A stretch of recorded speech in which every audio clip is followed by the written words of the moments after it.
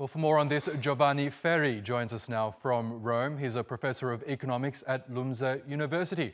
Welcome back to the program, Professor. Monte dei Paschi di Siena, otherwise known as MPS, was effectively nationalised back in 2017 after it was revealed that the bank hid millions of euros worth of losses between 2008 and 2012. It was then collapsed into a $6 billion government bailout. Explain to us why this bank, the world's oldest bank, doesn't seem to effectively run, why it keeps on failing.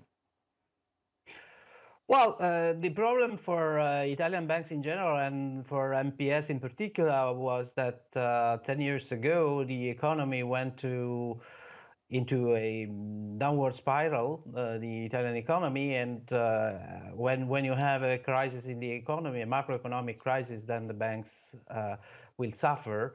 The NPL rates went up to the sky, up to 15% throughout the banking system.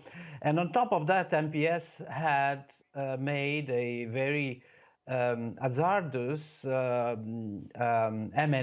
It acquired a relatively large bank exactly in 2008 at the tip of the evaluation of banking in the country.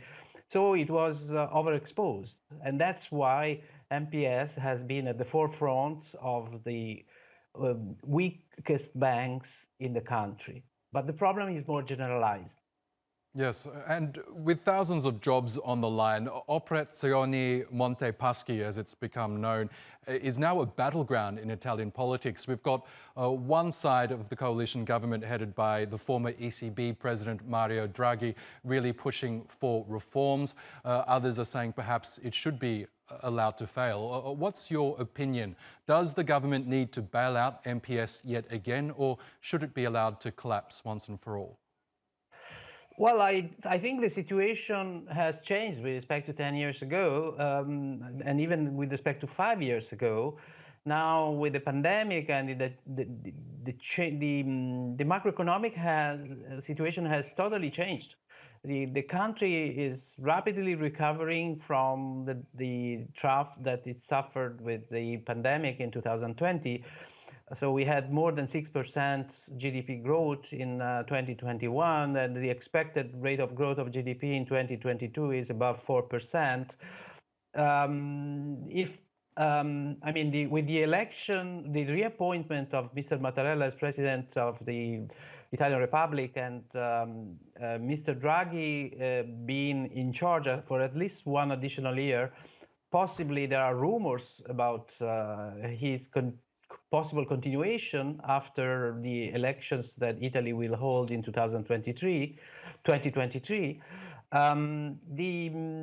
The situation may be on the good side. And even the problem of Monte dei Paschi, I suppose, will be solved in some way or the other. Certainly, banking is not a sun-rising industry. It is a sunset industry.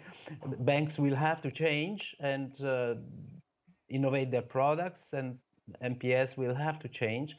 But I'm relatively optimistic at this time.